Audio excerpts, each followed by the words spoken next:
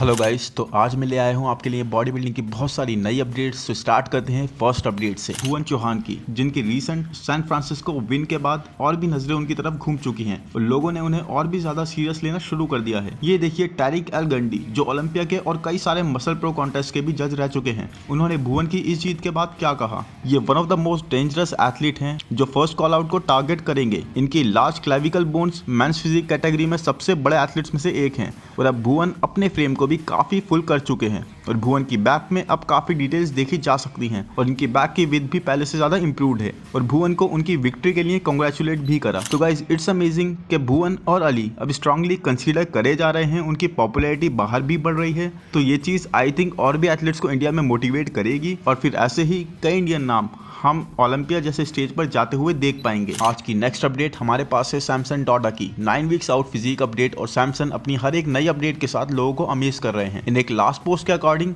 सैमसन का wait 330 pound के आसपास था। तो आई थिंक ये और big Ramy are the two heaviest body builders, क्योंकि बस ये दोनों ही हैं जो 300 पाउंड के ऊपर ऑपरेट कर रहे हैं, क्योंकि बाकी कंपेटिटर्स की अपडेट जो भी अब तक आई हैं वो 300 पाउंड के अंदर ही आई हैं और अब ऑलमोस्ट सबका ही ऑफ सीजन खत्म हो गया है, क्योंकि we are very close to the Olympia. तो यहाँ इन्होंने इस पोस्ट में अपना साइड चेस्ट और साइड ट्राइसेप हिट करा है और आई थिंक 9 वीक्स आउट में ही इज वेरी इंप्रेसिव, क्योंकि स्टमक बिल्कुल dialled in and being a big body builder हम देखते हैं कुछ एथलीट्स के एब्स उतने इंप्रेसिव नहीं लगते, बट सैमसन के साथ ये केस नहीं है और सैमसन के मसल्स काफी राउंड और फुल हैं। फिर चाहे आप चेस्ट देखो या फिर शोल्डर्स या फिर लेग्स, अब देखना ये है कि जब ये कार्ब इनटेक कम करेंगे तब इनके मसल्स कैसे रिएक्ट करते हैं, क्योंकि अभी तो ये आई थिंक प्रॉपर कट पर आए भी नहीं है। और ये देखिए गाइस, आपके लिए 2019 से 2022 तक कितनी इंप्रूवमेंट इन्होंने कर ली है। This is insane. Muscle maturity, muscle quality, graininess, size, सब कुछ इन्होंने सिग्निफिकेंटली अपनी फिजिक पर ऐड ऑन कर लिया है। और अब आई थिंक इन 9 वीक्स में कट करने के बाद सैमसन स्टेज पर ऑलमोस्ट 300 पाउंड के आसपास होंगे और सैमसन का फिर कॉल आउट निक वॉकर, ब्रैंडन करी और बिग रैमी जैसे टॉप एथलीट्स जो फ्रीकिश मसल्स रखते हैं उनके साथ देखने में काफी मजेदार होगा।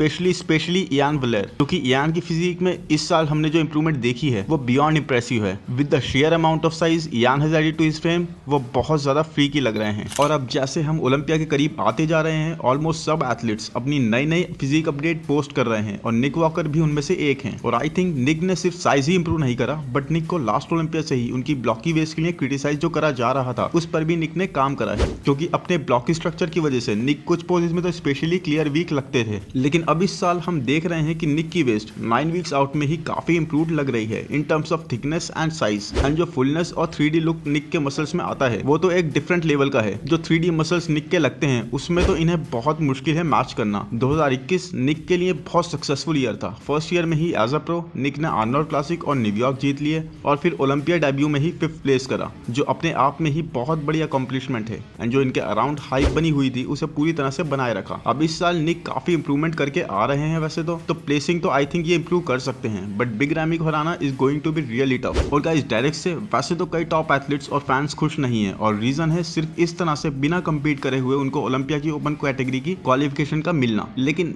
Nothing to take from him, जिस तरह की पोस्ट डायरेक्ट इस बार डाल रहे हैं, he is looking very dangerous. आप लैट्स की विड्थ और बैक की थिकनेस देखो, इट इज इनसेन। स्पेशली आप देख सकते हो कि डायरेक्ट की वेस्ट और लैट्स में कितना ज्यादा डिफरेंस लग रहा है और 212 से होने के बाद भी जिस तरह से डायरेक्ट ने सबको सरप्राइज कर दिया है अपनी इंप्रूवमेंट से, उसने सच में इनको एक बहुत बड़ी थ्रेट बना दिया है। और इस साल मेरे अकॉर्डिंग सैमसन के साथ ये भी एक टॉप कंटेंडर है टॉप 6 के, एंड ये one of the best transformation है 212 डिवीजन से ओपन कैटेगरी में, और वो भी सिर्फ 1 साल के अंदर। डायरेक्ट एक अपनी ही लीग में लग रहे हैं एंड जहां दूसरे body builders are calling out each other, वहीं डायरेक्ट तो सिर्फ हमें more and more work put in करते हुए दिख रहे हैं। डायरेक्ट के कोच हैनी रैम्बोज ने एक इंटरव्यू में कहा था कि Derek was peeled to the bone in 2021, यानी कि हद से ज्यादा श्रेडिड आए थे लास्ट ईयर के इवेंट। डायरेक्ट इस वक्त 9 वीक्स आउट में तो बहुत ही ज्यादा इंप्रेसिव लग रहे हैं एंड आई थिंक जब इनको ओलंपिया से इतना बड़ा इनवाइट मिला है वो भी बिना क्वालिफिकेशन के लिए कम्पीट करे हुए, तो अब ये एक तरह से इनकी रिस्पॉन्सिबिलिटी बनती है इनके फैंस के लिए और पूरी फेडरेशन के लिए कि डायरेक्ट जस्टिफाई करें उस इनवाइट को। और अगर आपने कोई भी ट्रेनिंग वीडियो देखा होगा हैनी के साथ डायरेक्ट का,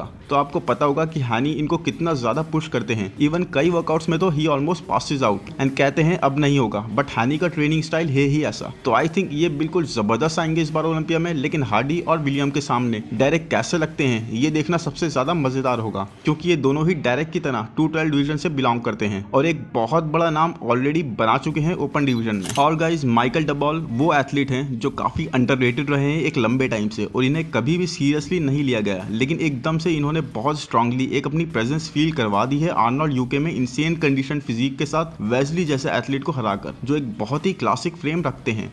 इस इवेंट में माइकल की ऐसी क्रेजी कंडीशनिंग थी जैसी कंडीशनिंग बहुत कम हम स्टेज पर देखने को मिलती है, जैसी कंडीशनिंग हमें बहुत कम स्टेज पर देखने को मिलती है। और मुझे इनकी फिजिक बहुत ज़्यादा इंप्रेसिव लगी guys, and to be honest मुझे इनके बारे में कुछ ज़्यादा पता भी नहीं था इस इवेंट से पहले। बट अब ये इस वीकेंड को दुबई प्रो शो में कम्पीट कर रहे हैं, जिसे अगर आप चाहते हैं मैं कवर करूँ तो प्लीज़ कमेंट्स में ज़रूर बताएं। और आई क्लियरली डोंट थिंक कि इस लेवल की इंसेन कंडीशनिंग हम दुबई में किसी और एथलीट में देखेंगे। बट गाइज उसके बाद भी ये कहना कि माइकल टॉप 6 के कंटेंडर हैं ओलंपिया में इज नॉट पॉसिबल, क्योंकि क्लासिक फिजिक डिवीजन में हर एक एथलीट टॉप क्लास कंडीशनिंग और स्ट्रक्चर के लिए जाना जाता है। But yes it is highly probable कि इस बार टॉप 6 का लाइनअप क्लासिक डिवीजन में भी चेंज होगा। क्रिजो के फैंस का इंतजार ऑलमोस्ट खत्म होने ही वाला है, क्योंकि सिर्फ एक वीक बचा है क्रिजो के प्रो डेब्यू में। मंथ के स्टार्ट में ही क्रिजो ने प्रो कार्ड जीत लिया था और अब नेक्स्ट वीकेंड प्राग प्रो में कम्पीट करने वाले हैं और पॉसिबली क्वालिफाई भी कर जाएंगे इस साल के ही ओलंपिया के लिए, क्योंकि अभी तक हमने किसी और बड़े एथलीट का नाम इस शो के लिए नहीं सुना है। तो पॉसिबल है कि यहाँ भी माइकल को कोई दिक्कत नहीं होगी। बट यस अगर कोई बड़ा एथलीट लाइनअप में जंप करता तो चीजें बहुत इंटरेस्टिंग हो जाती, क्योंकि टू बी ऑनेस्ट जो एक हाइप बनी हुई थी क्रिजो की वो इनके लास्ट कुछ वीडियो से मुझे तो थोड़ा ओवर लग रही थी। क्योंकि गाइस ये देखिए यहाँ पर ये कुछ ज्यादा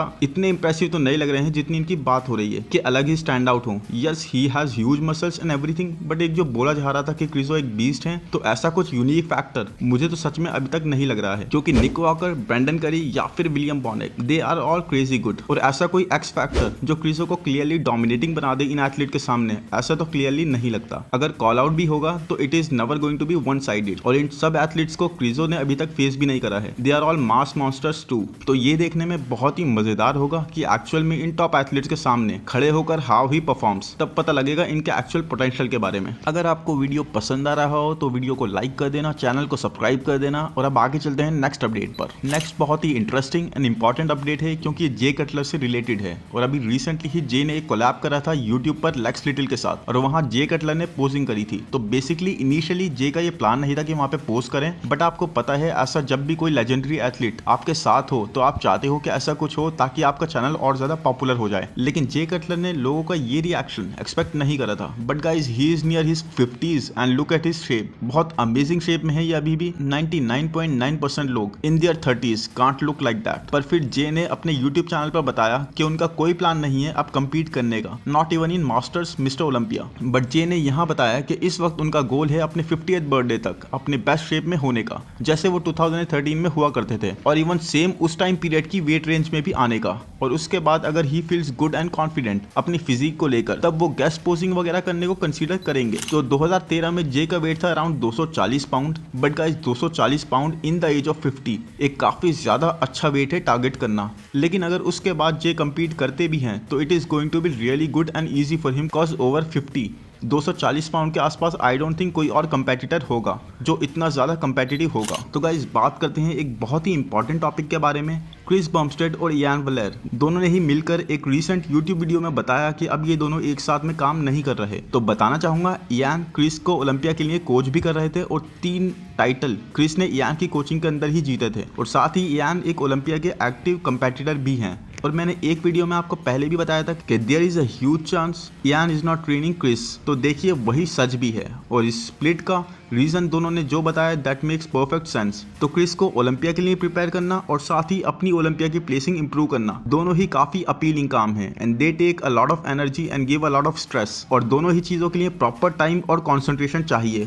तो इयान अब तक तो अपनी ट्रेनिंग और क्रिस की कोचिंग दोनों के साथ जस्टिस करते आए हैं, बट वो अब अपनी प्लेसिंग को इम्प्रूव करने पर पूरी तरह से फोकस करना चाहेंगे। क्योंकि इमेजिन आप एक शो कर रहे हो जिसके लिए you have to pose down in 1 hour, और आपका एथलीट उसी टाइम प्री जजिंग में पोजिंग कर रहा है। आपको उसे कोच भी करना है, गाइड भी करना है, पोजिंग में हेल्प भी करनी है, और ऐसे में आप फिर अपनी पोजिंग की तैयारी कब करोगे और कैसे करोगे, या उस माइंडसेट में ही कैसे जाओगे। तो इस साल से दोनों ने डिसाइड करा कि इयान सिर्फ अपनी प्रिपरेशन पर फोकस करेंगे, जो हमें दिख भी रहा है how much Ian has improved. And Chris को अब कौन ट्रेन कर रहा है इस बारे में अभी तक कोई इन्फॉर्मेशन क्लियर कट तो नहीं दी गई है। बट जैसे मैंने आपको पहले भी बताया था, र्यूमर हैज इट कि क्रिस अब ट्रेन कर रहे हैं हैनी रैमबोर्ड के साथ, और आई थिंक वो एक परफेक्ट फिट है क्रिस जैसे कैलिबर वाले एथलीट के लिए। और क्रिस लगातार इंप्रूव करते जा रहे हैं, तो ऐसे में इंप्रूवमेंट का पोटेंशियल काफी लिमिटेड हो जाता है। और उनको अगर इस लेवल पर आकर कोई इंप्रूव करा सकता है तो वो है प्रो क्रिएटर हैनी रैमबोर्ड, क्योंकि जो हैनी ने डेरेक लंग्सफोर्ड के साथ किया, जिस तरह से उन्हें इंप्रूव कराया, और फिर हार्डी जो अपनी कंसिस्टेंट कंडीशनिंग के लिए जाने जाते हैं, जेरेमी बॉन्दिया, फिल हीथ, आंद्रे, बहुत सारे नाम हैं। तो guys it's crazy how good हैनी रैमबोर्ड इज। वो जानते हैं कैसे किस चीज को इंप्रूव करना है। तो मेरा गेस भी यही है कि गाइज कि हैनी रैमबोर्ड ही क्रिस को ट्रेन कर रहे हैं। और ये देखिए ये लेटेस्ट पोस्ट क्रिस की जो उन्होंने एक दिन पहले ही डाली। और आई थिंक इस साल भी क्रिस ये टाइटल अनडाउटेडली जीत जाएंगे, क्योंकि इनकी फिजिक इतनी क्लासिक है कि एक तरह से ये स्टैंडर्ड बन गए हैं क्लासिक फिजिक डिवीजन का। आई होप गाइज वीडियो आपको पसंद आया हो। अगर पसंद आया है तो लाइक कर दो, चैनल को सब्सक्राइब कर दो, कमेंट्स में जरूर बताओ कि आप मुझसे और क्या क्या कंटेंट देखना चाहेंगे। उसी के साथ गाइज वीडियो खत्म होता है। Thank you, bye bye.